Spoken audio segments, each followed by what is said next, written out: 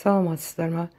YouTube каналының көрермендері, мен сіздерге өзімнің нарын турау әдісімен бөліскім келеді. Көргілеріңіз келсе, каналыма тіркеліп, ұнатса көріңіздер, лайк басыңыздар. Сонымен нарынды бірінші етін қазымен қосып саламыз. Бұл жылқы еті қазы менен, қой, сиыр еттерінен де үйде бар етпен істей беруге болады. Бірақ жылқы етімен тәтті болады ол тағам. Жылқы етін салып қойып қамырымызды илейміз. Тұзын тіктеу қылып, суға бір жұмыртқа менен 2 ас қасық маймен араластырып, қатты қамыр илеп аламыз. Нарының қамыры қаттылау болу керек.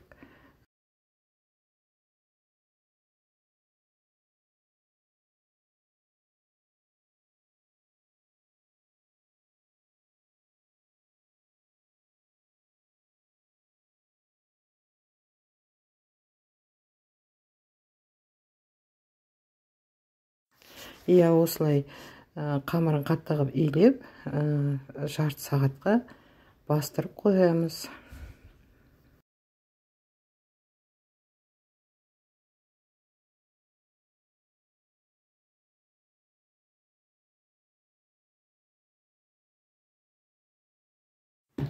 Міне біздің етіміз деп қайнап жатыр екен. Көбігін жайлап алып, үстіне 1-2 пиязымызды, болгар бұрышын, бар болса қызанақты саламыз. Менде болгар бұрышы мен пияз болды. Бұл еттің жұмсақ пісуіне, әрі дәмді болуына астын баяу отқа қоямыз. Содан менің тақтайым кіші болуына байланысты мен 1 зуала қамыр илегенмін, 2-ге бөліп жайып жатырмын. Бір тұтас қып жаюға да болады. Менің тақтайымның шамалы кішілеу болуына байланысты 2-ге бөліп жайып жатырмын. Бұны қалыңшалау етіп жаятын боламыз.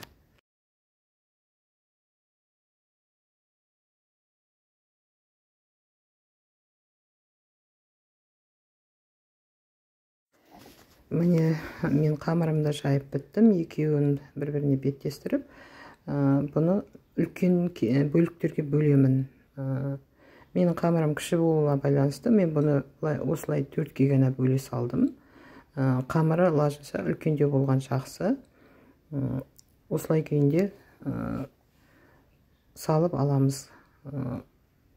Бұл бешбармақтың қамырындай бәрін бірге салуға болмайды. Дана болып шығу үшін бізге мен осы 2 зуаланы 2-ге бөліп пісіріп алдым. Міне суымыз да қайнап жатыр екен. Бірінші 1 зуаламызды, сосын 2-ші зуаламызды салып аламыз. Судың да тұзы тіктеу болған жақсы. Өйткені болған біз қазір суға мұздай су құйып аламыз. Қамыр ширақ, тірлеу болып, бүтіндеу болып шығады. Міндетті түрде мұздай су құйып алу керек.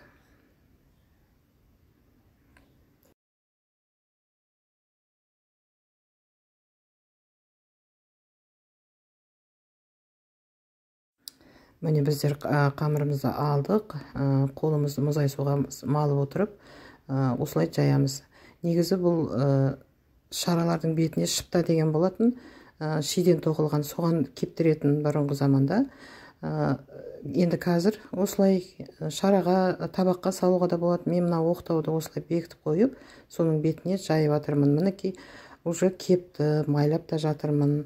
Бұны майлап болғаннан кейін бір 10-15 минутқа май сіңдіруге алып қоямыз.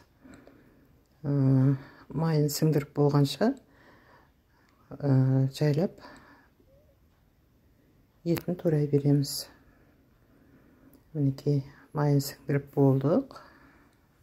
Жағып та болдық. Енді осыдан 10-15 минутқа қойсақ, бұл қамырлар өзіне майды сіңіріп тураға әдем болып тұрады. Оға дөр болай етімізді мінекей турай береміз. Турап болғанша, құда қаласа, ол да суып тұрады, май сіңіп тұрады. Міне жайлап етімізді де турап жатырмыз. Осыны турап болғаннан кейін міне қамырымызды жайлап орап аламыз.